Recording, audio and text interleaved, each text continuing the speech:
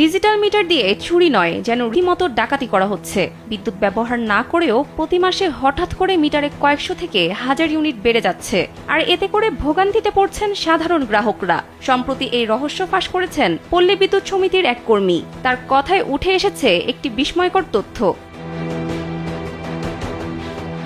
নাম প্রকাশে অনিচ্ছুক ওই কর্মী জানিয়েছেন, ডিজিটাল মিটারে অটো পালস নামে একটি বিশেষ ব্যবস্থা করা হচ্ছে, যেটি প্রযুক্তিগত প্রতারণা। এই সিস্টেমের ফলে মিটার চালু না থাকলেও ইউনিট অটোযোগ হয়।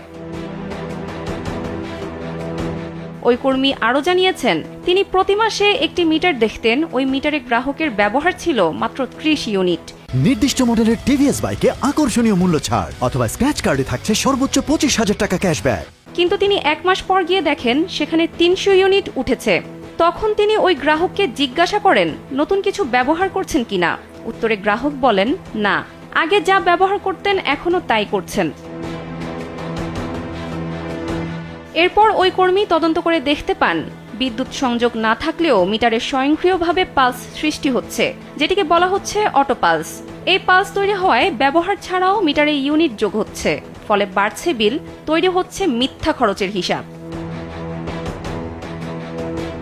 তিনি জানিয়েছেন, এই অটোপালস 200, 300 এমনকি 1000 ইউনিট পর্যন্ত বাড়াতে পারে। এমনকি গ্রাহক কিছু ব্যবহার না করলেও এই ইউনিট অটো বাড়ছে।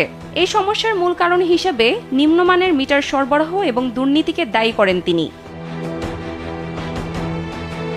পল্লী বিদ্যুৎ সমিতির ওই কর্মী বলেন, বিদ্যুৎ উন্নয়ন বোর্ডের কিছু কর্মকর্তা অল্প দামে নিম্নমানের মিটার কিনে বেশি দামে পল্লী বিদ্যুৎ সমিতিগুলোর কাছে বিক্রি করছে, অথচ বাজারে এর চেয়ে ভালো মিটার পাওয়া যায়।